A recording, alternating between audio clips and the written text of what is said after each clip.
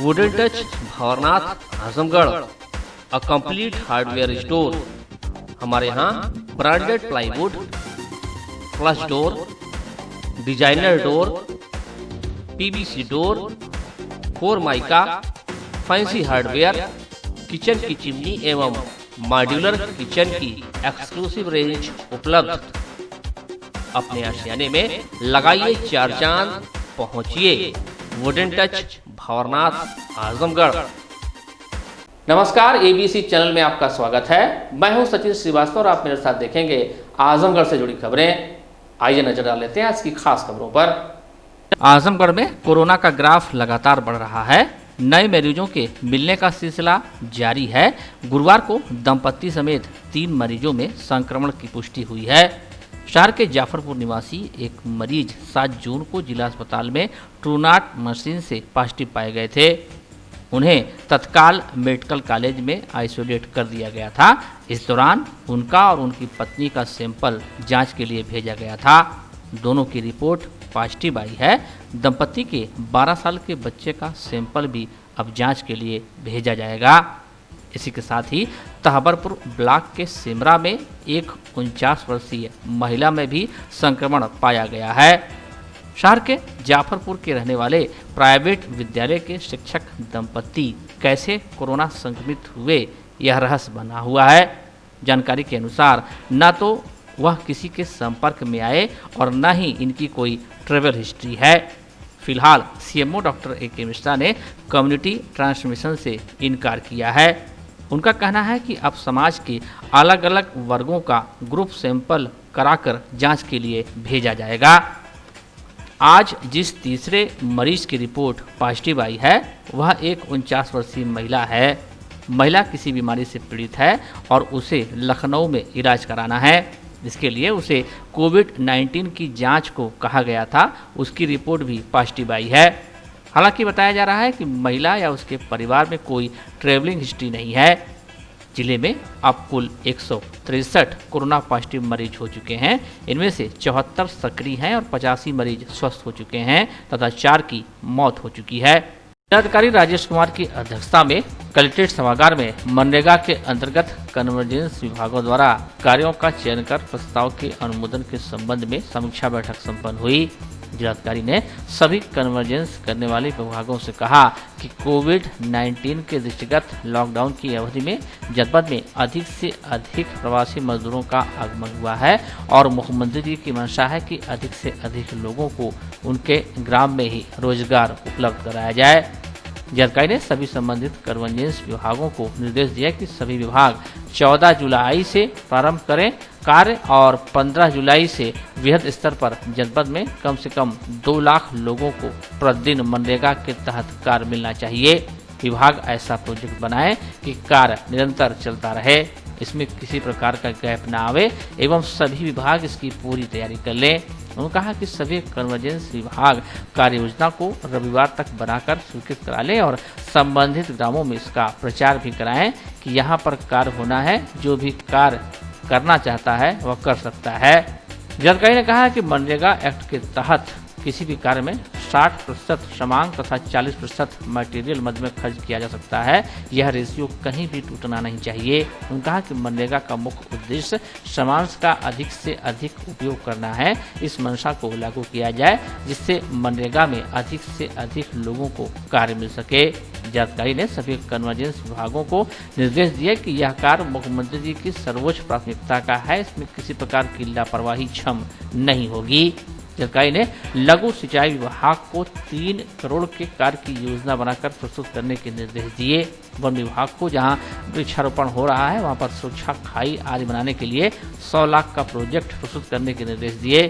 सिंचाई विभाग को 50 करोड़ का लक्ष्य देते हुए जिलाधिकारी ने निर्देश दिया कि तमसा नदी में ड्रेजिंग के कार्य की कार्य योजना बनाए तथा छोटे छोटे नालों की सफाई के लिए भी कार्य योजना बनाने के निर्देश दिए। सिंचाई विभाग द्वारा किए गए नहरों की सफाई के कार्य का सत्यापन टीम बनाकर कराने के लिए जिलाधिकारी ने मुख्य विकास अधिकारियों को निर्देश दिए। इसी के साथ ही जिलाधिकारी ने पीडब्ल्यूडी, उद्यान, कृषि, IWMP, मत्स्य, रेशम, पंचायती राज, जिला पंचायत, पशुपालन, बाल विकास विभाग को रविवार तक अपनी कार्य योजना को स्वीकृत कराकर 14 जुलाई से कार्य प्रारंभ करने के निर्देश दिए। जिलाधिकारी ने BSC और DIS को निर्देश दिए कि खेल का मैदान तथा स्कूल के बाउंड्री वाल के निर्माण की कार्य योजना बनाकर मनरेगा से कार्य कराएं। जिलाधिकारी ने PWD, जिला पंचायत, RES को निर्देश दिए कि अपने रोड के किनारे की पटरी का कार्य मनरेगा के तहत कराएं।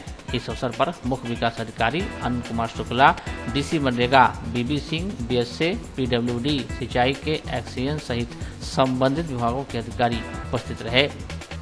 आजमगढ़ के विकास को गति प्रदान करने के उद्देश्य को लेकर गुरुवार को आजमगढ़ विकास प्राधिकरण की यह बैठक प्राधिकरण के अध्यक्ष मंडलायुक्त कनक त्रिपाठी की अध्यक्षता में संपन्न हुई।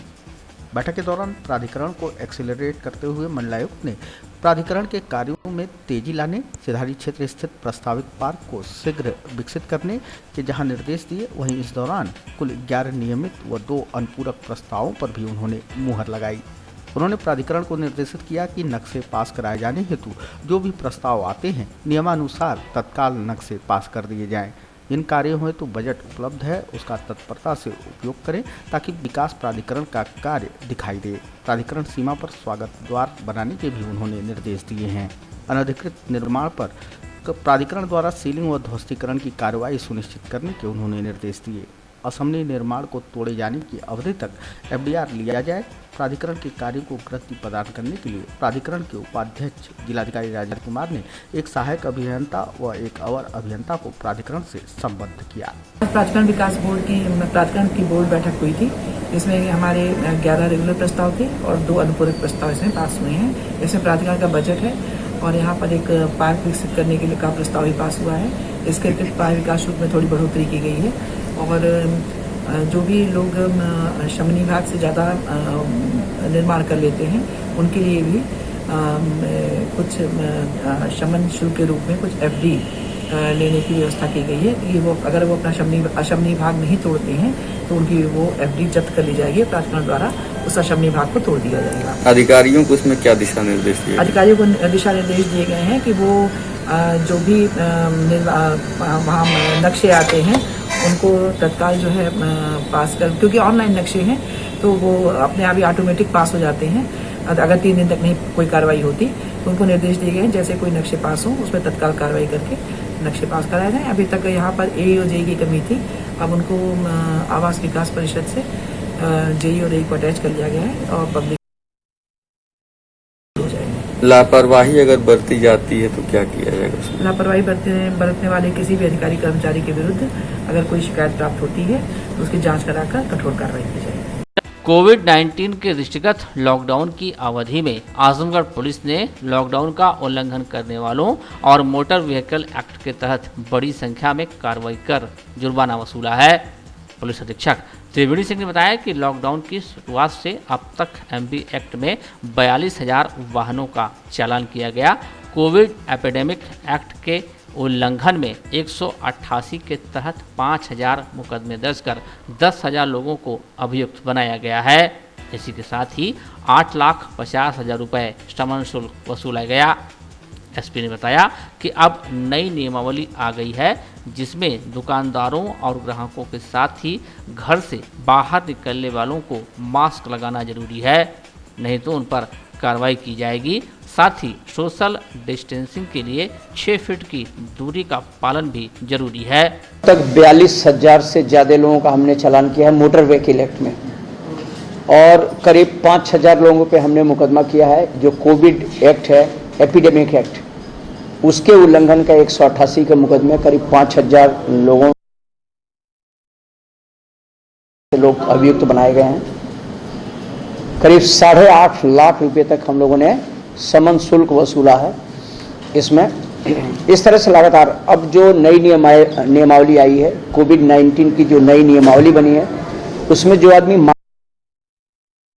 सोशल डिस्टेंसिंग का पालन नहीं करेगा, जो आदमी फेस कवर नहीं लगा के चलेगा, ऐसे लोगों के खिलाफ कार्रवाई करने के लिए, वो चाहे दुकानदार हो या कोई भी व्यक्ति हो। तो अभी हमने सारे पुलिसकर्मियों को, थाना जज को, CO को सबको निर्देशित किया है कि जाओ इस दुकानों पे देखें जो दुकानदार सोशल डिस्टेंसिंग का पालन नहीं करा रहे हैं। जो दुकानदार अपने यहाँ सैनिटाइजर नहीं रखे हुए हैं, जो दुकानदार भीड़ लगा करके वो कर रहे हैं, उनके खिलाफ मुकदमा कायम होगा। और जो व्यक्ति इन शर्तें ये हैं कि आपको फेस मास्क लगा के चलना है, सोशल डिस्टेंसिंग का पालन करना है, अगर नहीं कर रहे हैं तो इनके खिलाफ मुकदमे कायम होंगे। इसके लिए हमारी टीम सक्रिय है। 6 फीट की दूरी पे, चाहे दुकान हो चाहे जहाँ भी हो, किसी भी संस्थान में कहीं भी 6 फीट की दूरी पे एक दूसरे को रहना है, बाकायदे मास्क लगा के रहना है। प्रधानमंत्री नरेंद्र मोदी के नेतृत्व में दोबारा केंद्र में सरकार बनने के बाद 1 वर्ष का कार्यकाल पूरा होने पर और प्रदेश सरकार के 3 वर्ष का कार्यकाल पूरा होने पर केंद्र व राज्य सरकार की उपलब्धियों का पत्रक भारतीय जनता पार्टी कार्यकर्ताओं ने परिवार संपर्क अभियान के अंतर्गत घर घर जाकर बांटा। इसी क्रम में नगर के मड़िया सेक्टर के सिविल लाइन बूथ 183 पर क्षेत्रीय महामंत्री सहजानंद राय व जिला अध्यक्ष आजमगढ़ सदर ध्रुव सिंह ने पत्रक बांटकर 11 जून से 15 जून तक चलने वाले परिवार संपर्क कार्यक्रम का शुभारंभ किया। इस अवसर पर क्षेत्रीय महामंत्री सहजानंद राय ने कहा कि सबका साथ, सबका विकास और सबका विश्वास के मूल मंत्र के साथ प्रधानमंत्री मोदी जी के नेतृत्व में केंद्र सरकार और मुख्यमंत्री योगी आदित्यनाथ के नेतृत्व में प्रदेश सरकार देश को विकास के स्वर्णिम भविष्य की तरफ तेजी से ले जा रही है। देश की जनता ने पीएम मोदी के नेतृत्व में विकास पथ पर आगे बढ़ते हुए भारत को और मजबूती प्रदान करते हुए दशकों बाद केंद्र में दोबारा पूर्ण बहुमत की सरकार बनाने का कार्य किया है, जिसके लिए देश की जनता बधाई की पात्र है। इस दौरान गरीबों, किसानों, महिलाओं, युवाओं को सशक्त करने का कार्य केंद्र और प्रदेश सरकार ने किया। आज हम परिवार संपर्क अभियान के माध्यम से केंद्र और प्रदेश सरकार की उपलब्धियों को घर घर जाकर पत्रक वितरण के माध्यम से बताने का कार्य कर रहे हैं। इस अवसर पर जिला अध्यक्ष आजमगढ़ सदर ध्रुव सिंह ने कहा कि परिवार संपर्क अभियान कार्यक्रम 11 जून से 15 जून तक चलेगा, जिसमें हमारे सभी बूथों पर अधिकतम 2 कार्यकर्ता पदाधिकारी जाकर केंद्र व प्रदेश सरकार की उपलब्धियों का पत्रक वितरण करेंगे। जिला अध्यक्ष ने कहा कि पिछले 1 वर्ष में केंद्र सरकार ने अनुच्छेद 370 हटाने, 3 तलाक से मुक्ति, नागरिकता संशोधन कानून, राम मंदिर निर्माण का ऐतिहासिक कार्य किया है। इस अवसर पर विवेक निषाद, मिथिलेश चौरसिया, शैलेंद्र अग्रवाल, अवनीश चतुर्वेदी, विनीत सिंह गौतम, योगेंद्र यादव आदि मौजूद रहे। कांग्रेस के सेवा सत्याग्रह व अजय लल्लू की महारसोई कार्यक्रम के बीच जनपद आए पार्टी के प्रदेश महासचिव और पूर्वी उत्तर प्रदेश के प्रभारी विश्व विजय सिंह ने प्रेस वार्ता के जरिए प्रदेश सरकार व केंद्र सरकार पर जमकर हमला बोला। मुख्यमंत्री योगी आदित्यनाथ पर को सीधा हमला बोलते हुए उन्होंने स्पष्ट शब्दों में कहा कि कोरोना संकट को लेकर योगी सरकार बिल्कुल गंभीर नहीं है, यूपी की तैयारी पूरी तरह से खोखली है। उत्तर प्रदेश और देश के अंदर जो कोरोना का संकट आया, पूरी सरकार कंफ्यूज है। जब लॉकडाउन किया गया, जब आदरणीय राहुल गांधी जी ने सदन के अंदर भी और सदन के बाहर भी जब उन्होंने देश को चेताने का काम किया था सरकार को कि देश के अंदर एक बड़ा आपदा आने की स्थिति है, सरकार को सतर्क होना चाहिए, सरकार सतर्क नहीं हुई। उत्तर प्रदेश के अंदर आज ज़रूरत किस बात की है? कोरोना के अंदर हमारे मेडिकल जो स्टाफ हैं उनको सुरक्षा किट की ज़रूरत है, हमारे जो रोडवेज के साथी हैं, ड्राइवर कंडक्टर चल रहे हैं, उनको सुरक्षा किट की ज़रूरत है। आप देखिए मुख्यमंत्री जी मेडिकल कॉलेजों का विभिन्न जनपदों में हॉस्पिटल्स के दौरे कर रहे हैं। हम उनसे पूछना चाहते हैं कि उनके गृह जिला जो गोरखपुर है उसमें 7 डॉक्टर सुरक्षा किट के अभाव में कोरोना से पॉजिटिव पाए गए और 3 विभाग, पीडिया, गायनी और सर्जरी का 3 विभाग बंद कर दिया गया गोरखपुर मेडिकल कॉलेज के अंदर, जो अपने आप में उत्तर प्रदेश की सरकार की जो तैयारी है इससे निपटने की, उसके दावे को खोखला साबित कर रही है। दरअसल उत्तर प्रदेश की सरकार कोरोना संकट को लेकर गंभीर नहीं है। वो अगर गंभीर होती तो उत्तर प्रदेश की सड़कों पर मजदूर पैदल न चलते, वो गंभीर होती तो लोग भूख से नहीं मरते, वो गंभीर होती तो आज विभिन्न अस्पतालों में आए दिन कोरोना संकट के अंदर सुरक्षा किट के सवाल पर वहाँ के कर्मचारी, वहाँ के नर्सेज, वहाँ के डॉक्टर हड़ताल करते हैं, रोज चेतावनी देते हैं, लेकिन सरकार उनको सुविधा मुहैया नहीं करा पा रही है। तो दरअसल जो जांच होना चाहिए, जिस लेवल पर उत्तर प्रदेश के अंदर जांच का जो लेवल होना चाहिए वो भी सरकार नहीं कर रही है। ये सरकार गंभीर नहीं है, ये सरकार सिर्फ झूठे वादों पर अपनी मार्केटिंग करने में लगी हुई है। पूरी तौर पर ये फेल हो चुकी है और उत्तर प्रदेश की जनता बदहाल और परेशान है। प्रधानमंत्री नरेंद्र मोदी पर भी उन्होंने निशाना साधते हुए कहा कि प्रधानमंत्री ने भी कोरोना संकट को गंभीरता से नहीं लिया। उनका मूल उद्देश्य केवल सत्ता हासिल करना रह गया है। देश की जनता की समस्याओं के प्रति वे गंभीर नहीं है। देखिए, प्रधानमंत्री जी का वो तो कोरोना संकट को कभी गंभीरता से उन्होंने लिया नहीं। जब देश के अंदर ये संकट आ रहा था तो उस समय वो राजनीति करके मध्य प्रदेश के अंदर सरकार बनाने में लगे थे। उस समय वो देश के अंदर तमाम सारे ऐसे विषय थे जिस पर वो राजनीति करने में लगे थे और कोरोना संकट को लेकर के वो गंभीर नहीं थे। अभी जब पूरा का पूरा देश कोरोना के आपदा से जूझ रहा है, इससे उत्पन्न आर्थिक संकट से जूझ रहा है, ऐसी परिस्थिति में प्रधानमंत्री जी, गृह मंत्री जी को बिहार का चुनाव नजर आ रहा है। उत्तर प्रदेश के अंदर आप देखिए, भारतीय जनता पार्टी रोज सेवा कार्य के बजाय अपने संगठन, किसी दिन किसान सम्मेलन वर्चुअल रैली के माध्यम से, किसी दिन कोई सम्मेलन करती है। तो दरअसल भारतीय जनता पार्टी का जो मूल उद्देश्य है देश की सत्ता को किसी भी तरह से इन के प्रकार हासिल करना, उनको देश की समस्याओं से कोई मतलब नहीं है। देश घनघोर आर्थिक संकट में जा रहा है, इसका उनसे कोई मतलब नहीं है। वो राजनीति करने के लिए ही आए, राजनीति करते हैं। एज ए पॉलिटिशियन आपकी क्या राय है, क्या इस मुश्किल वक्त में भी चुनाव होना चाहिए? नहीं, हमारी राय है कि पहले सब लोगों को मिल करके इस मुश्किल वक्त से निकलने की ज़रूरत है और अपने देश की जनता को आर्थिक संकट से निपटने की ज़रूरत है, निकालने की ज़रूरत है। उनको जो इस बीमारी से जो लोग जूझ रहे हैं उनसे उनको बचाने की ज़रूरत है। फिर जब देश बचेगा और देश के लोग बचेंगे तो बाकी चीज़ें भी होंगी। उन्होंने कहा कि सेवा करना ही कांग्रेस का उद्देश्य है। वह उस दमनकारी सरकार से डरने वाली नहीं जो सेवा करने को अपराध समझती है और सेवा कर रहे उनके प्रदेश अध्यक्ष पर फर्जी मुकदमे थोप उन्हें जेल भेज खुश है। देखिए, उत्तर प्रदेश के अंदर सेवा करने के अपराध में हमारे माननीय प्रदेश अध्यक्ष जी को उत्तर प्रदेश की सरकार ने फर्जी मुकदमे लगा करके जेल भेजने का काम किया। उसके विरोध में, चूँकि सेवा के कार्य करने के अपराध में उन्हें बंद किया गया है, तो कांग्रेस पार्टी ने आदरणीय प्रियंका गांधी जी के नेतृत्व में तय किया कि हम उत्तर प्रदेश में और लोगों की सेवा करके सरकार को जवाब देंगे और अध्यक्ष जी की गिरफ्तारी का विरोध करेंगे। 1 सप्ताह का हमारा सेवा सत्याग्रह चल रहा है। उत्तर प्रदेश के सभी जनपदों में लगभग 25 लाख लोगों को हम सेवा सत्याग्रह के माध्यम से भोजन देने का काम कर रहे हैं। और उसी क्रम में आजमगढ़ के अंदर भी हमारी जो जिला कांग्रेस कमेटी है, जो कांग्रेस के लोग हैं, जिला कांग्रेस कमेटी के नेतृत्व में वो सेवा सत्याग्रह के माध्यम से लोगों को भोजन देने का काम कर रहे हैं। कल हम भी उत्तर प्रदेश कांग्रेस कमेटी की तरफ से इस सेवा सत्याग्रह में आजमगढ़ के अंदर शामिल होने आए थे और शामिल होकर के हम लोग सरकार को ये बताना चाहते हैं कि हम आपकी दमनकारी नीति से, हम आपके तानाशाहीपूर्ण रवैये से डरने वाले नहीं हैं। हम गांधीवादी लोग हैं, गांधीवादी विचारधारा में विश्वास करते हैं। हम जितना ही आप हमारा दमन करेंगे उतने ही दूने उत्साह से हम लोगों की सेवा करेंगे, उत्तर प्रदेश के मजदूर साथियों की सेवा में लगेंगे, उत्तर प्रदेश के जो गरीब वंचित समाज के लोग हैं उनकी सेवा में हम आदरणीय प्रियंका गांधी जी के निर्देश पर, उनके नेतृत्व में हम लग करके आपके दमन का, आपके तानाशाही का जवाब देने का काम। उन्होंने कहा कि प्रदेश सरकार ने अपनी नाकामी छुपाने के लिए उनके प्रदेश अध्यक्ष की गिरफ्तारी की है। हम लोग को न्यायालय पर भरोसा है। हम उत्तर प्रदेश सरकार से मांग कर रहे हैं कि हमारे प्रदेश अध्यक्ष जी के ऊपर जो मुकदमे लगे हैं, फर्जी मुकदमे जो लगे हैं, उन्हें आप वापस लीजिए।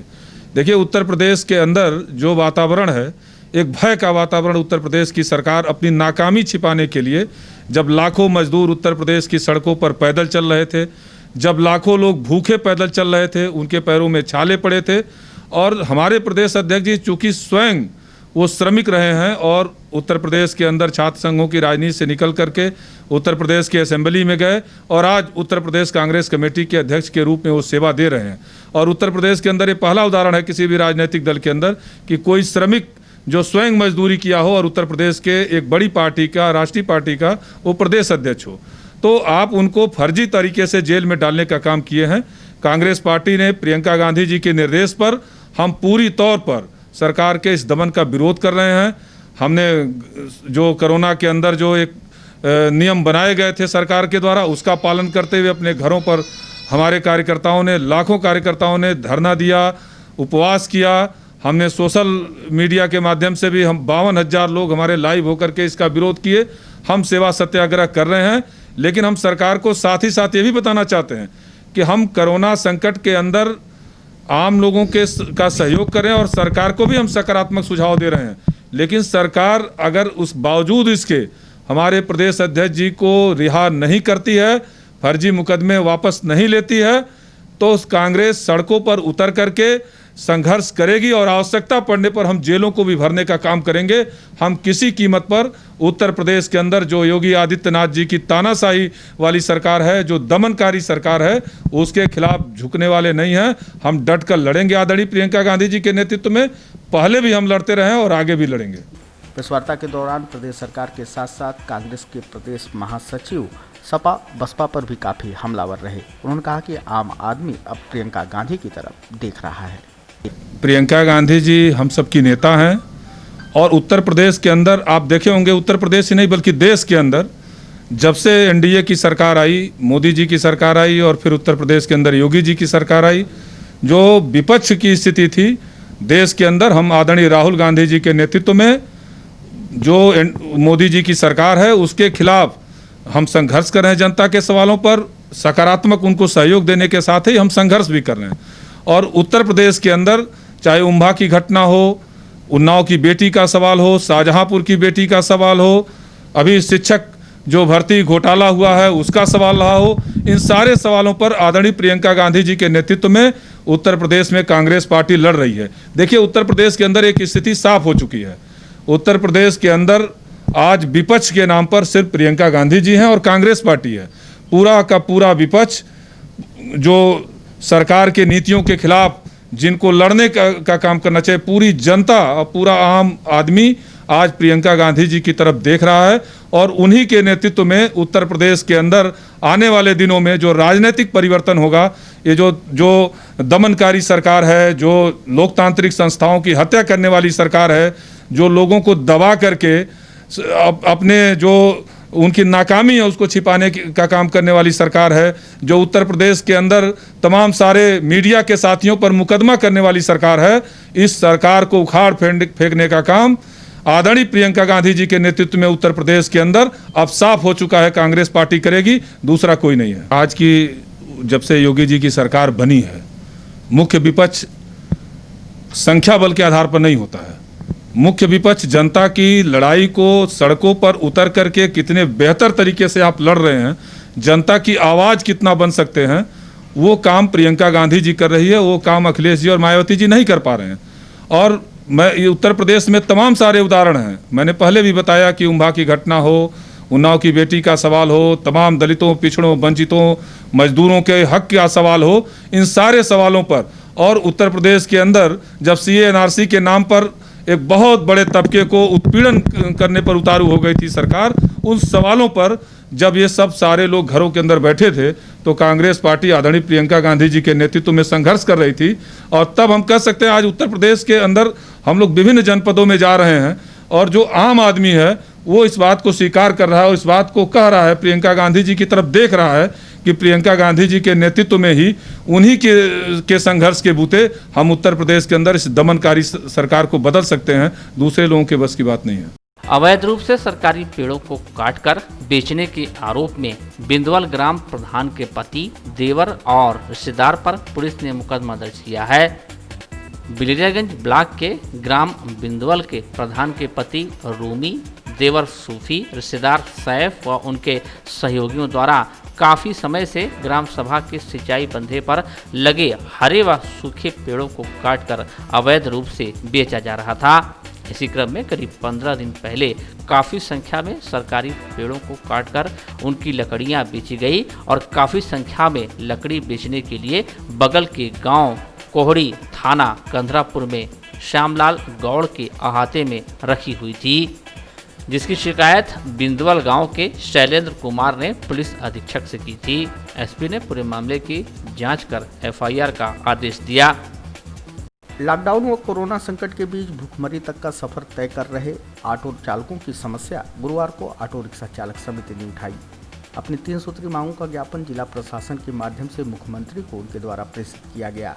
समिति के कोषाध्यक्ष वीरेंद्र यादव ने बताया कि समिति ने ऑटो चालकों की जर्जर हो चुकी आर्थिक स्थिति को देखते हुए मुख्यमंत्री से यह मांग की है कि दिल्ली की तर्ज पर समस्त ऑटो व ई रिक्शा चालकों को बिना शर्त 5,000 रुपये की आर्थिक सहायता राशि प्रदान की जाए। वर्तमान परिस्थिति को देखते हुए समस्त ऑटो चालकों का 1 वर्ष का ऋण किस्त व ब्याज माफ कर दिया जाए। साथ ही साथ व्यवसाय न होने के कारण आरटीओ के सभी प्रकार के टैक्स को भी 1 वर्ष के लिए माफ किया जाए। ऑटो रिक्शा भूखमरी के कगार पर हैं। इनको सरकार द्वारा जो चावल गेहूं मिला वो तो खा ही रहे हैं। बीच में इनका यह पोजीशन है कि इनका जेवर तक बिक गया। 1,000 रुपये की घोषणा भी हुई थी सरकार द्वारा देने के लिए, वह भी नहीं मिला। अब यह हम लोगों का विचार है कि 5,000 रुपया सहायता राशि ऑटो रिक्शा वालों को सरकार द्वारा दिया जाए दिल्ली के तर्ज पर।